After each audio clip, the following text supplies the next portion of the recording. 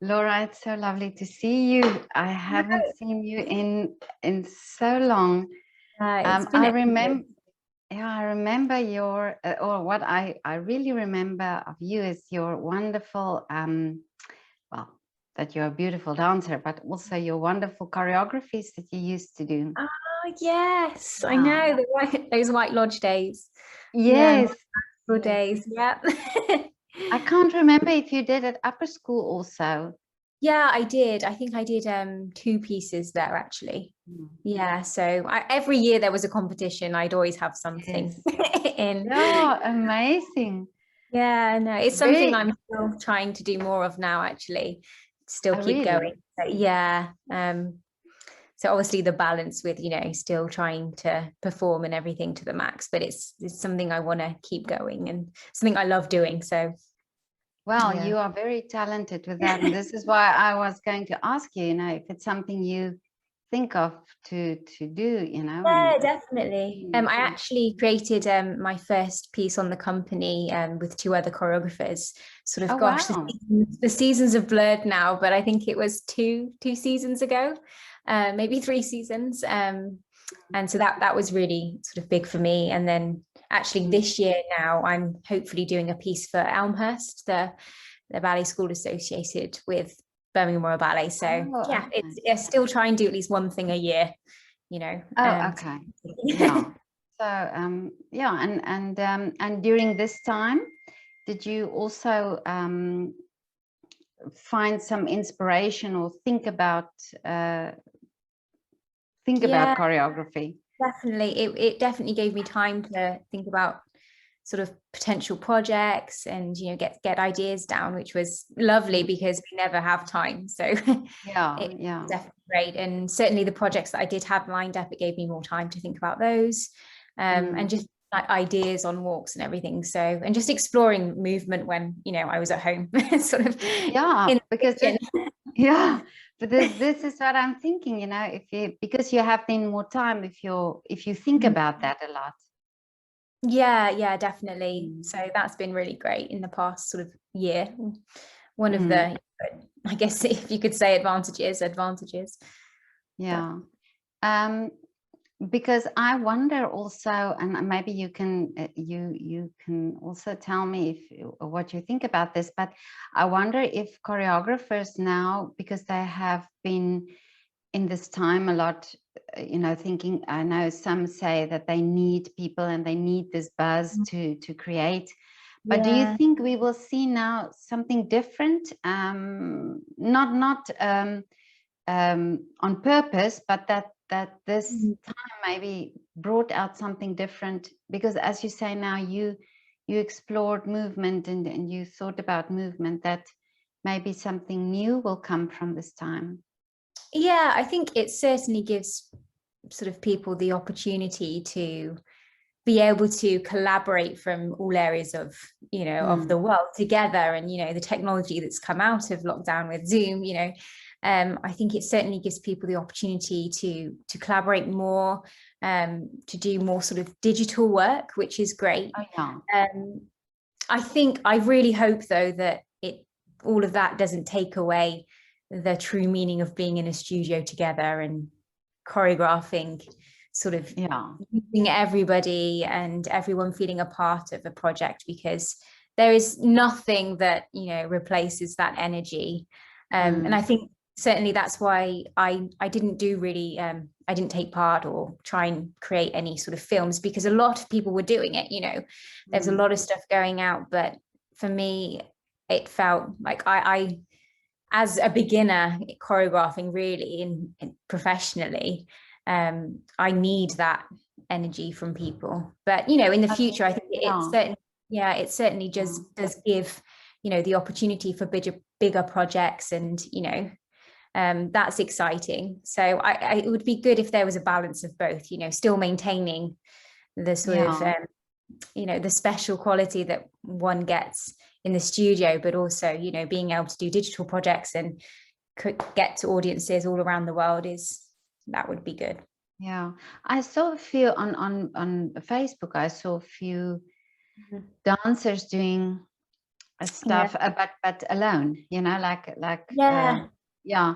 And yeah, it's wonderful that you know, that they do it, but I'm always thinking that the dancers are so used to doing things together, and they're so used to, you know, there's always this interaction and this energy between people, and the dancing is always, I think for you also, coming from the training, even in at White Lodge, you were all so close always, and it was also done in with somebody, you know. Yeah, I mean, And you do get solos, but what I mean is, you know, it's the solo, but then there's always this group together. and also the collaboration with live music, you know, it's just when you're on your own sort of creating something to, you know, something on Spotify or iTunes, it's just not the same as that energy with people in the room, with live musicians, with everyone. And I think that's what I've most looked forward to getting back, you know. And that's what I've missed the most. It's sort of the social interaction, as it were, and creating a piece together with everyone. Yeah, and also the fact that you're not in the studio, I think, you know, I also wonder about that a lot, that you are used to this space where you move, so you're always in big, or in this big room, or the studio, and with others, and how did it affect you, being the whole time, say, in your house or your flat, and having to do Zoom classes there and so on? Did the space get to you?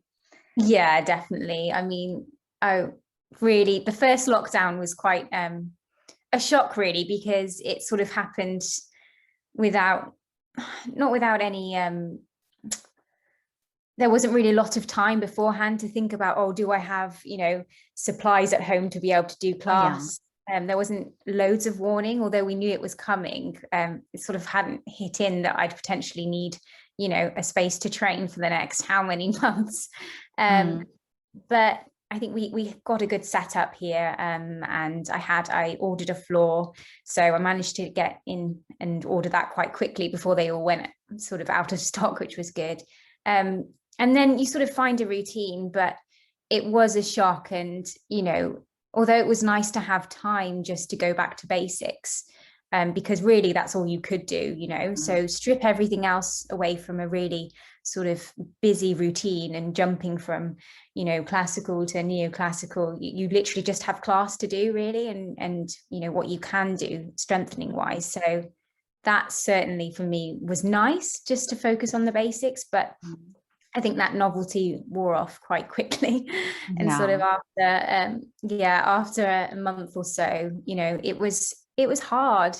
And the Zoom classes that the company gave were such a blessing, because, you know, it's fine to try and motivate yourself to do class, but when you have everybody there at sort of 11 o'clock in the morning, you know, all in the same situation, all in the same boat, it makes it a lot easier than just, you know, doing it by yourself.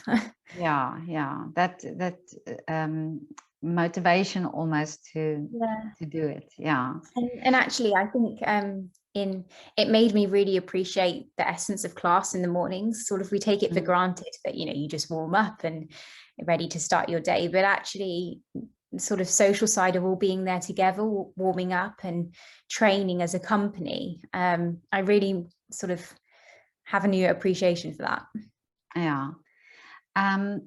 But also, do you think, or did you also find that this time that you could feel it on your body? Because of course you couldn't move as much as you used to do, or use all the muscles that you used to.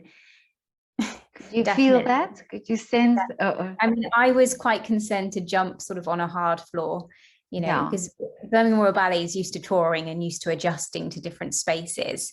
But this was a new level, you know. Is it? Okay.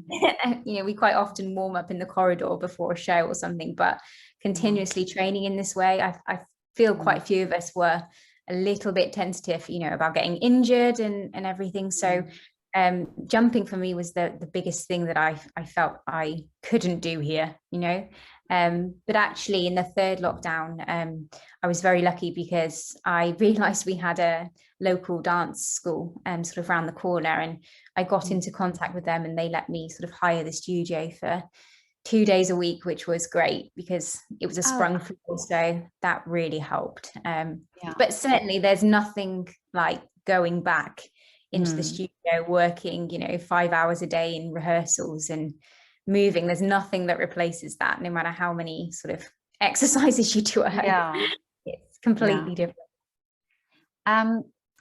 And did you, over the summer, or when did you have in between performances as well, between all the lockdowns? Yeah, so the first lockdown, we actually had just finished a really long tour of Swan Lake, and there was we had 1 week left of I think it was sort of like an 8-week tour, so we didn't complete the last week, but all of us were pretty shattered, so I think sort of then it was quite nice to have a couple of weeks break. And then obviously as it sort of became that we were off for an indefinite amount of time, it was not as easy to cope with. But then we had summer, and then we came back in August to the studios, which was amazing, just to be back, dancing again properly in space. And then we were working on a triple bill, and there were sort of a few online things as well, but it was shows towards a triple bill, which we performed at the Rep in Birmingham, a theatre which we actually hadn't performed at before, but I think lockdown sort of meant that we had a relationship with them, and sort of both the theatre and the company wanted to make something work. So that was a nice relationship that grew actually in this time. Did you have audience there?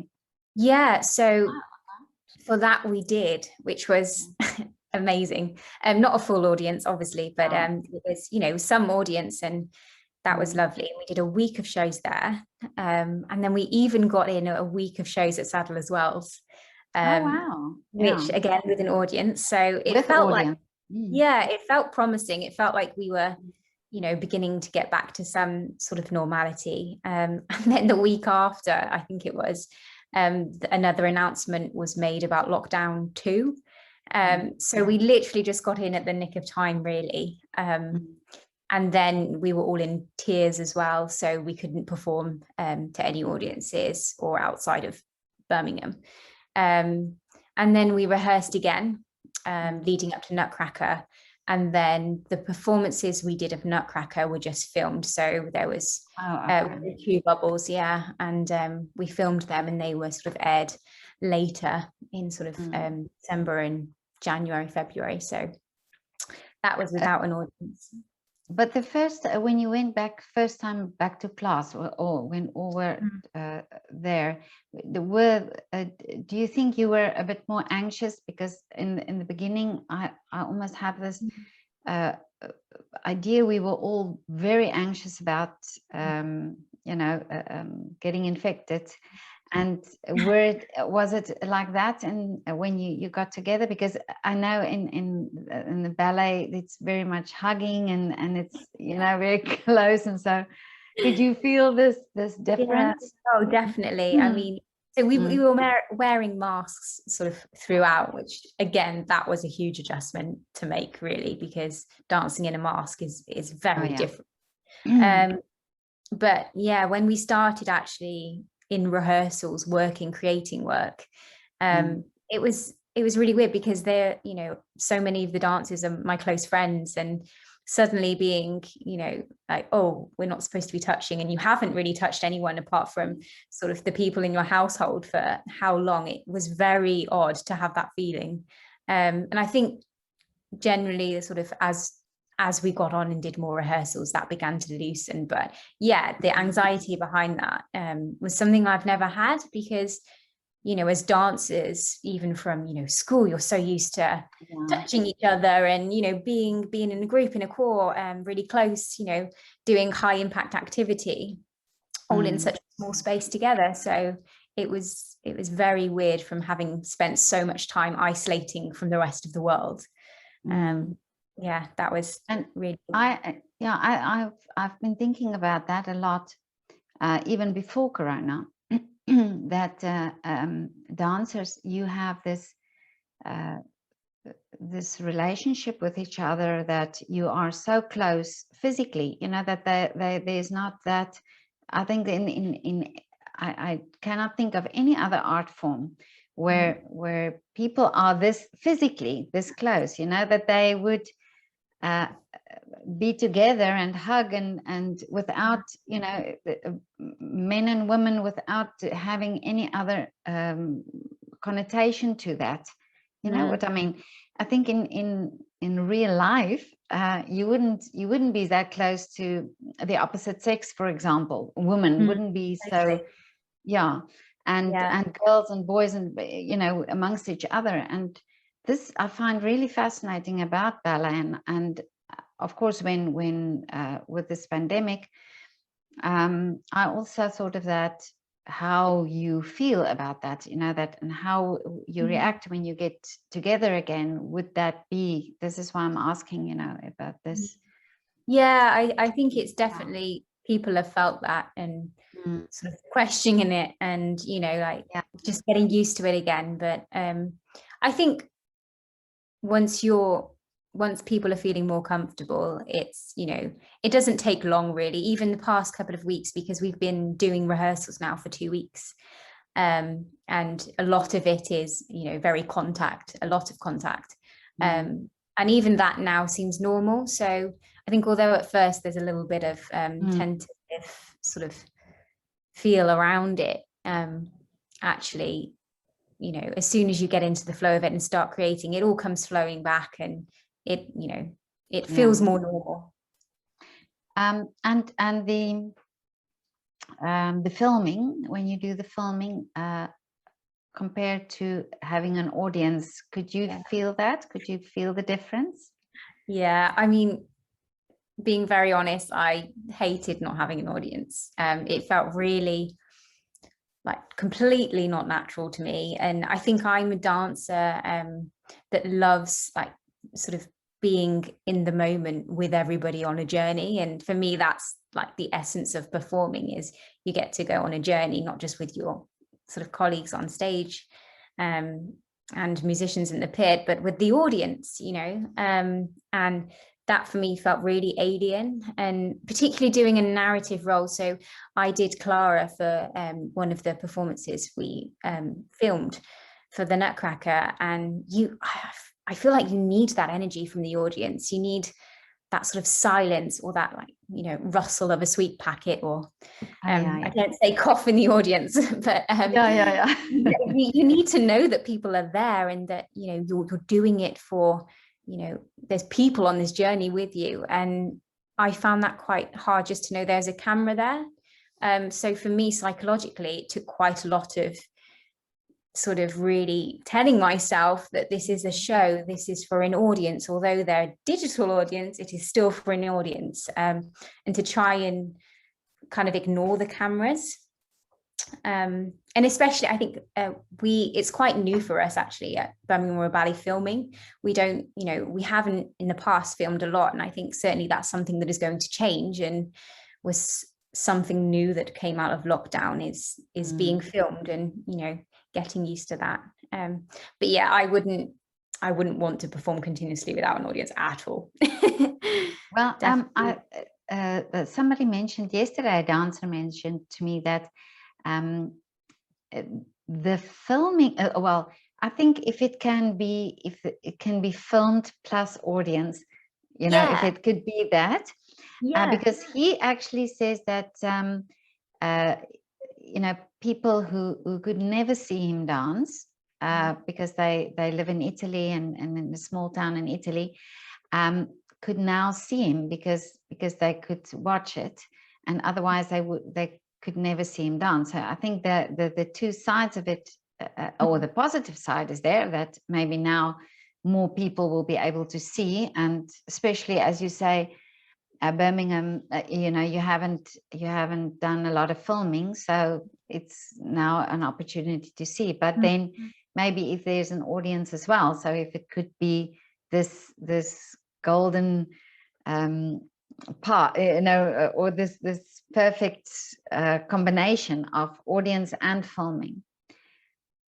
Definitely. No, I completely agree with that. Yeah. Being able to use both, is Yeah. great, because like you say, there's people that wouldn't necessarily have access to any shows because of being in different parts of the world, or just different parts of the country, or timings of schedules and everything. So it's great that the technology can sort of mean that these lots that the audience sort of capacity can expand dramatically, and that is amazing and something great that's come out of all this. So yeah, I think that people are now a bit that this side of this online presence almost, or this thought of how can we reach or how can we get to people, now suddenly has brought this advantage, that now people will be able to see it who I mean, if I just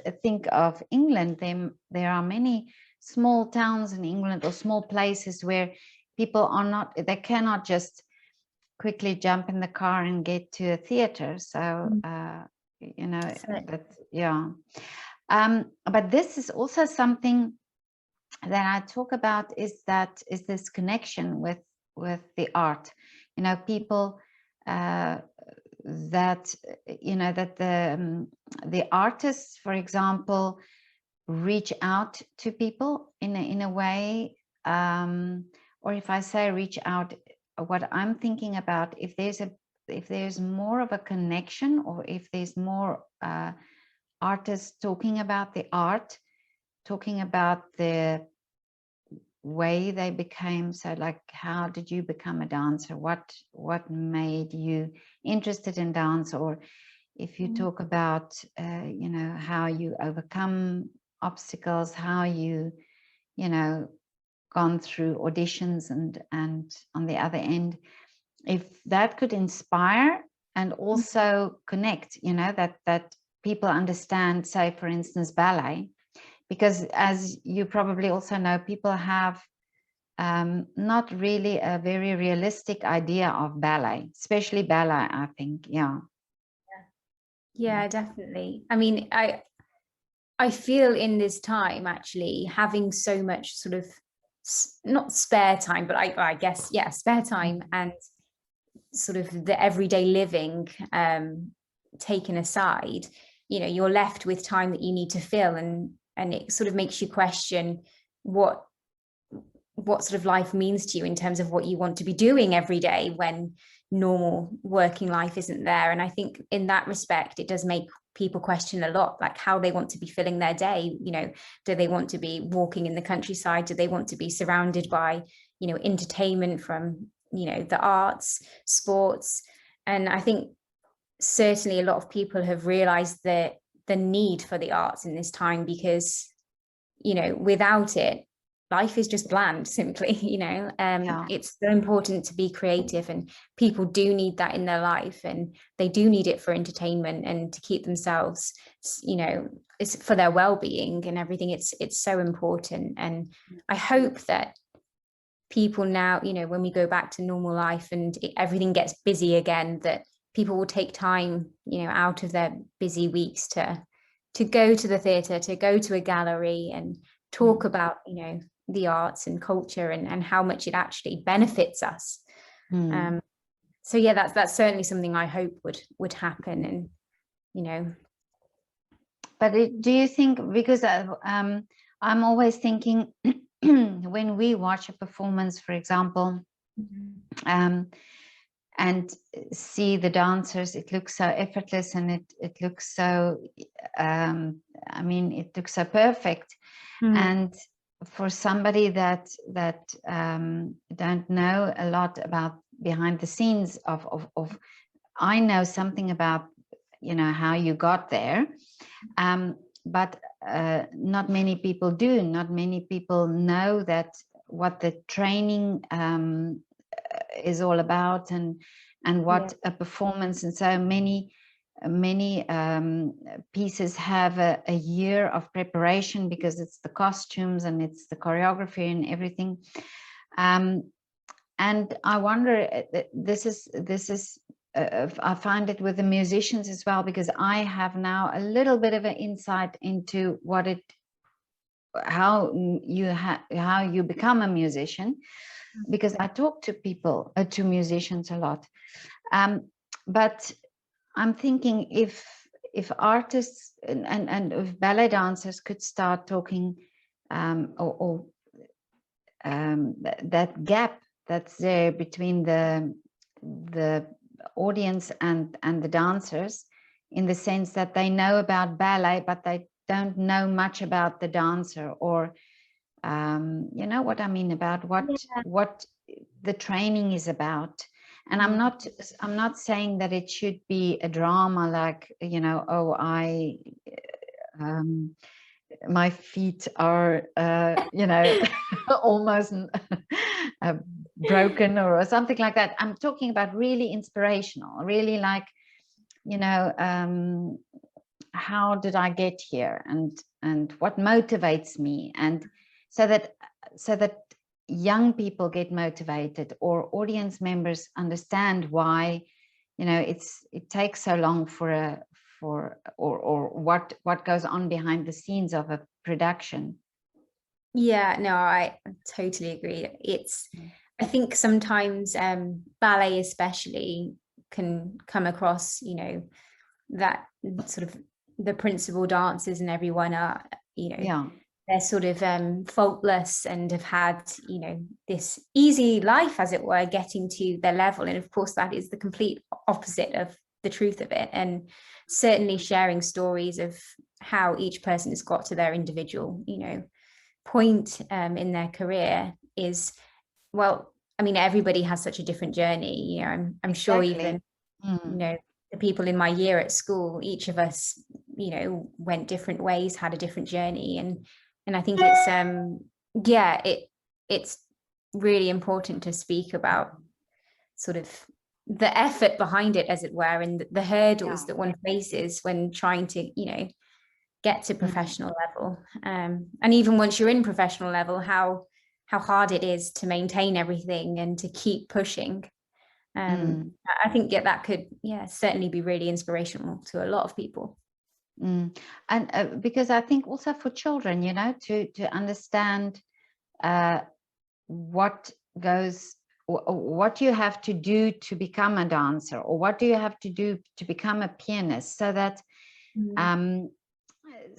there's something almost intriguing about this profession, you know, that they think, well, I can get there, or I can do it, you know. It's not just for just a handful of people to do it. And also, you know, some children say, for example, in a small town, that think, or in a country where maybe ballet is not that popular, that they think, well, I can do it, you know, or she did it, or he did it, I can try and achieve that as well. So this is why I'm thinking that connection could be there, and that also, even if people don't, if it's not people who would like to, or if it's not a child who like to become a dancer or a musician, but that we teach that in school, for example, so that children have more of an insight and more of a knowledge about the different art forms and what it's all about, you know, to not just ensure audiences for the future, but also for their development. Certainly, yeah, I can completely agree with all of that. You know, yeah, because I mean, your training, as you, if we talk about your training, say at the Royal Ballet School, you know, you did music as well, you did art as well, you did the dancing. I mean, these were all parts of your education in the school. Certainly, yeah.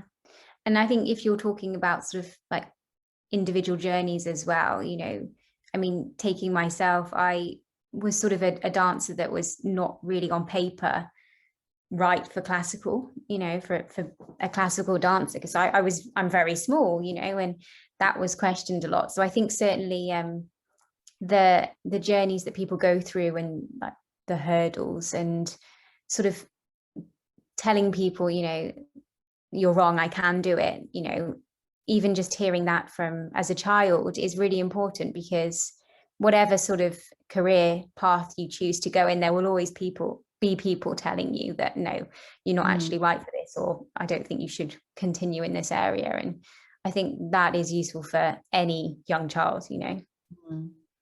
Yeah, but that's interesting that you say that, because that's also something about ballet that I think if it's an instrument, you can buy another instrument, but if somebody says to you you're too short for ballet, then how do you get over that? How did you sort of get over that that obstacle? Yeah, well, that obstacle. I mean, I think I always knew that whatever happened, I was going to get on stage in some capacity, because I just love to perform. You know, if I would try everything to make it classically, but if that didn't work, then my goodness, there's a whole, you know, world of dance out there that one can explore. And I was convinced that I was going to dance no matter what. And then I think actually just recognizing that because I was different, actually maybe that's an advantage.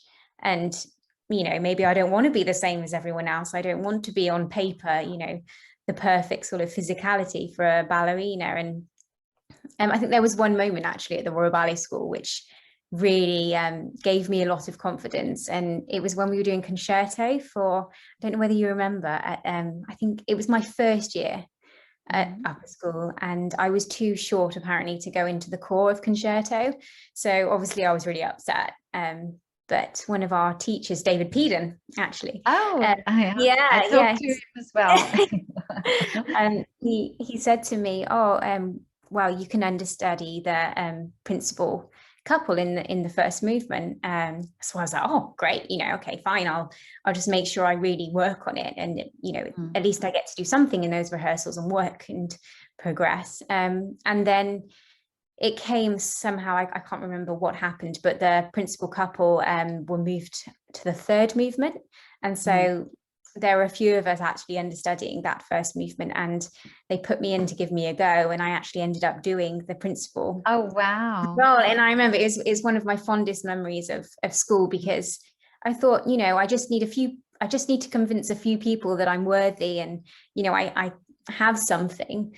And, you know, that sort of gave me a huge boost of confidence. And from that point onwards, I was determined that no, I can make it, even if not everybody thinks so. If a few people think so, then, you know, that gave me a big boost. And, you know, I feel like that has helped me all the way through my career, actually, sort of just that self-belief, you know, which is hard, because in an industry as well where everything is so critical and self-critical, it's easy just to see that and see the faults, and it's easy to lose your confidence, I think. So you know, maintaining that throughout your whole career it's not easy, and takes work.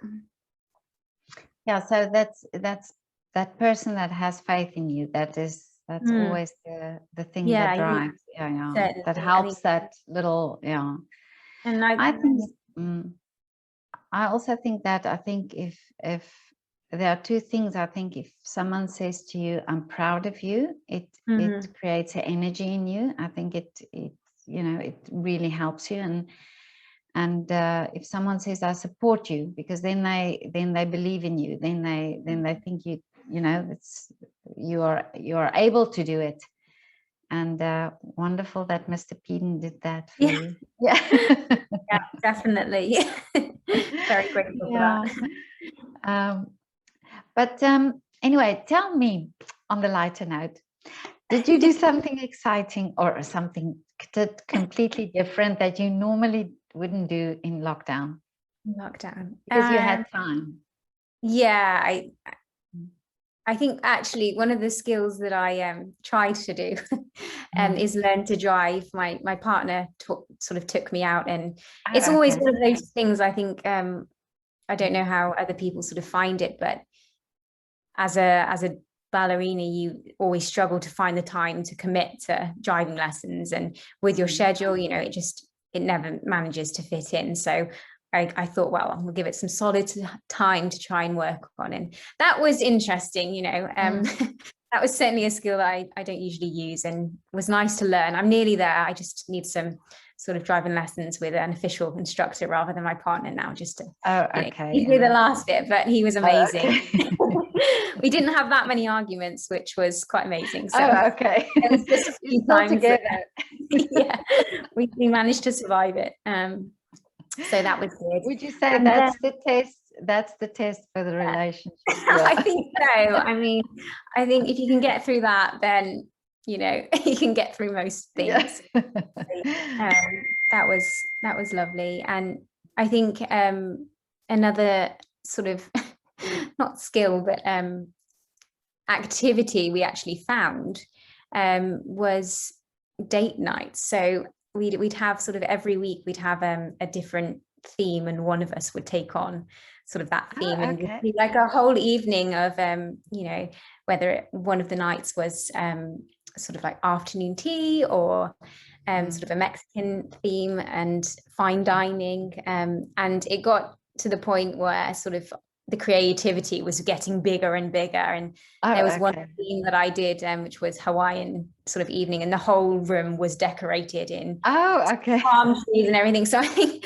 just, you know, we would never do that really in normal times, because if, you know, you would go out for entertainment. And I think finding that joy just in being at home and being able to create entertainment and have a really fun time was lovely. And it got sort of the creative sort of juices flowing, as it were, which was fun. And then just spending time like in the moment, you know, I found that I realized how much of the time we are always focused on the future and what's happening and a busy schedule and what's next, and being able to just sort of walk onto the terrace and actually see in the moment a bumblebee sort of fly into our foxglove plant was amazing, you know, and really indulging in those sort of moments that we miss so often in normal life. And I think that for me was sort of a new way of thinking, that actually when we get back to normal life, how important it is to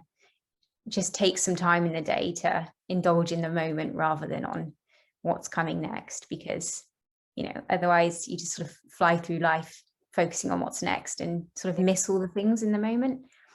So I think many people say this, you know, that it's this almost the time that you could do that without feeling guilty or without having other distractions, because that was just all you could do. And I find myself even, you know, just walking, I walked slower because there was really no rush to get anywhere.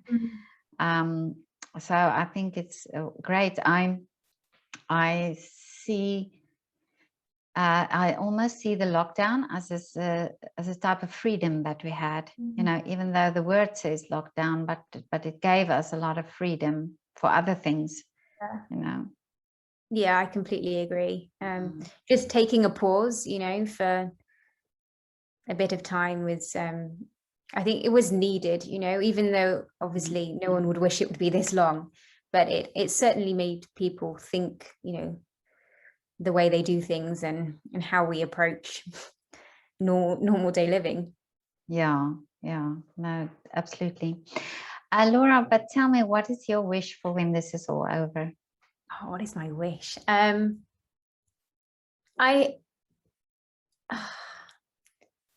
I think it would be sort of, I hope that people have a not newfound respect for each other, but really appreciate those moments of being together and being present. And I think that's certainly one of the things obviously everybody has missed, is connections and having people in the same physical space.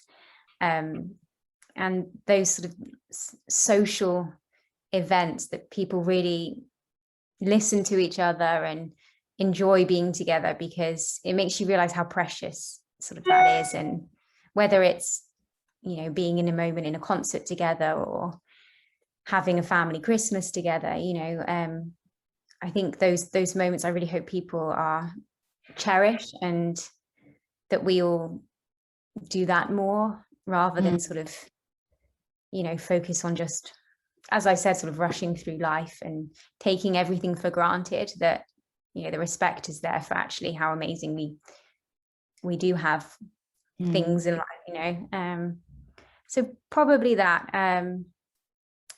I mean, I guess there's lots of things I would wish for, really, but yeah, being in the moment and but you can enjoying. say, what else do you wish for?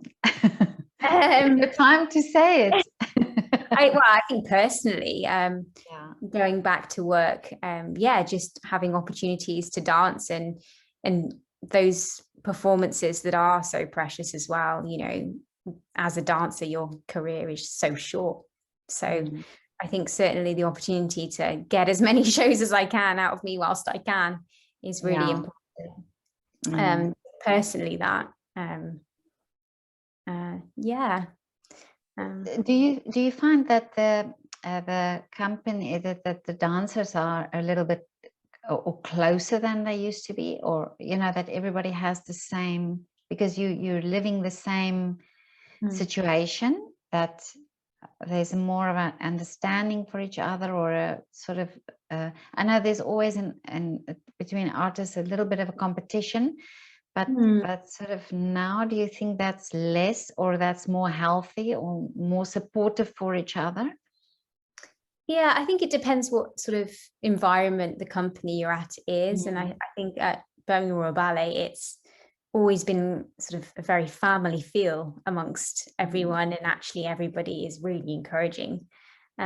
So I feel like that's always been a part of Birmingham Royal Ballet, really. I think the closeness and the understanding of, we've all been in the same boat, and we all know it's a bit rubbish coming back to work, trying to get back into shape every time there's been a lockdown. And I think that sort of struggle together, people feel supportive of and understand it, which is nice. And we're all trying to, in the studio, there'll be sort of older members of the company sort of giving us little corrections and stuff to focus on whilst we've got into bad habits at home, and I think that's really great, that understanding. And I think that is rare. I'm not sure that is everywhere, but I think that is certainly something that is at Birmingham Royal Ballet, and something I love and really appreciate. So that's amazing. Yeah, it's great that you said that, that you tell that, because it's amazing that they do that. Well, that this is this relationship between the dancers.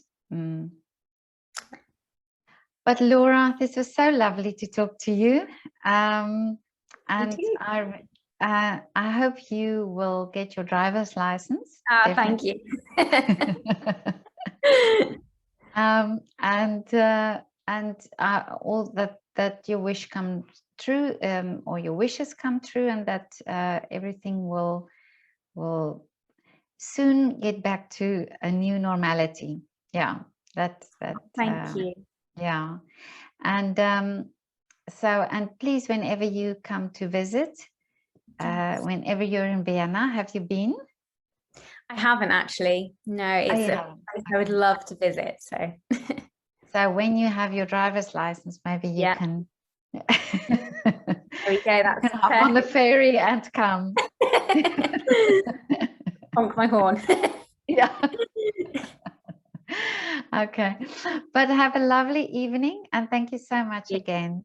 No problem at all. It's lovely to speak to you. Nice to speak to you. Bye. Bye.